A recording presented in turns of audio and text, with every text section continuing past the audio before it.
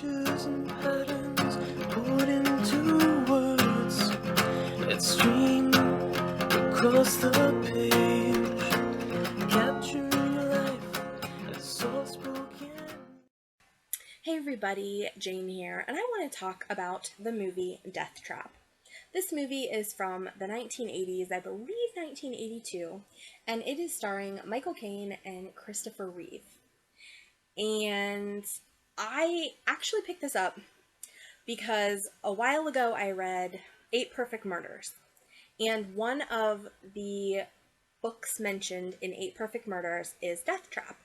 And I read this screenplay by Ira Levine, and I personally found it a little bit confusing, like really interesting and really twisty, but a couple of things at the end I found confusing.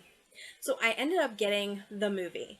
And I think this is a case where I liked the movie a little bit better than the book. I know we're not supposed to say that, but at least the screenplay, I found certain things about it very confusing, whereas this, the end was a little bit more understandable to me.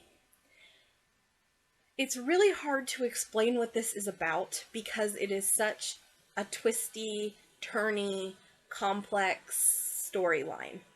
But what I will say is that at the beginning of the story, we open up with Michael Caine's character. He is a playwright, and he has just had a failed show. He's been watching, and the audience was not engaged. They didn't like it. He's gotten bad reviews. Nobody is enjoying his most recent plays. And we learn that there's been about 4 or 5 other flops. So he is not doing very well as a playwright, which is what he's been.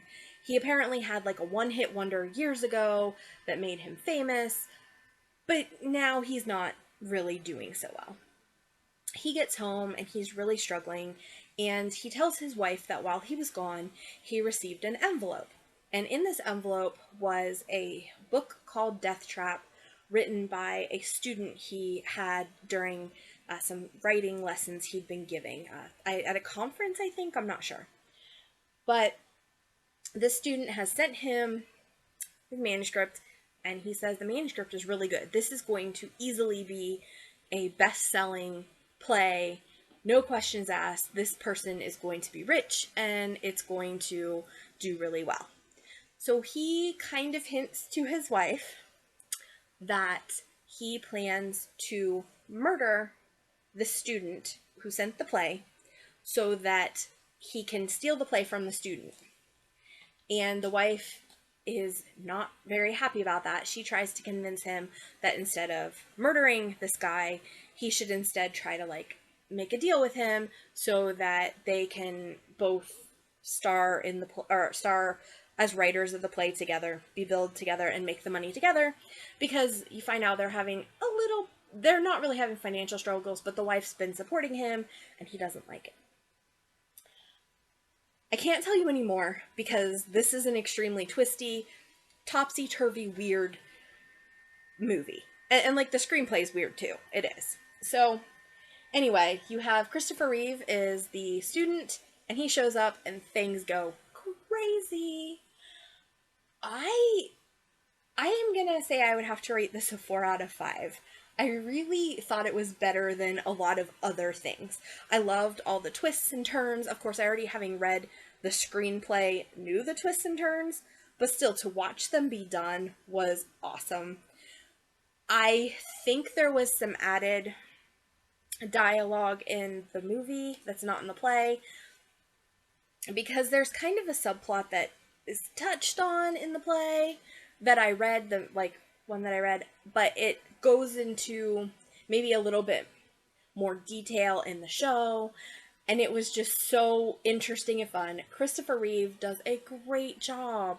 It breaks my heart that we have lost him and his accident and everything. He was such a talented actor, and he's so good in this role. He was really good, and he was about in his 30s in this role, and it blew me away. I was so excited to watch him. And then Michael Caine. I haven't seen a lot of Michael Caine. I saw him in Muppet Christmas Carol and loved him in that. And I do believe he's Alfred in one of the Batmans, and I like him. I really have a lot of respect for him. But back then, he was in his like 50s, and he was fairly good looking for being a little bit older than me. Like, I'm about to be 40, and he was in his 50s, and I was like, he's a snack. I wasn't expecting to be attracted to him, but he was pretty good looking at the time. But anyway, so good acting, great dialogue, really a fun, overall a fun movie. As I said, it does have some quirks and some twists and turns. Some of it, kind of unbelievable.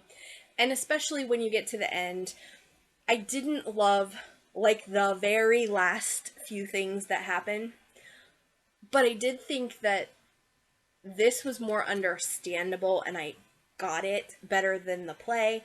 Like I said, I don't know if they ended the same way, but in the play, that's not what I was getting when I was reading it, and when I envisioned it, I kind of didn't get the ending if it was the same as this ending. This ending was really like funny, ironic kind of thing, and I appreciated this ending much more than the ending, I think, to the play. But overall, really fun. Read if you have read The Eight Perfect Murders, I would definitely recommend watching this. You can read the play too. It was fine, but this was art. This was absolutely worth watching. I had a great time with it. So, if you have watched DeathTrap and enjoyed it, please mention below. If you have watched or read any of the other books from Eight Perfect Murders, please let me know. I'm trying to go through them, but it's a little bit of a slow process because I've got a lot of things I want to read, but comment that below as well. This has been Jane. I'll see you next time. Bye.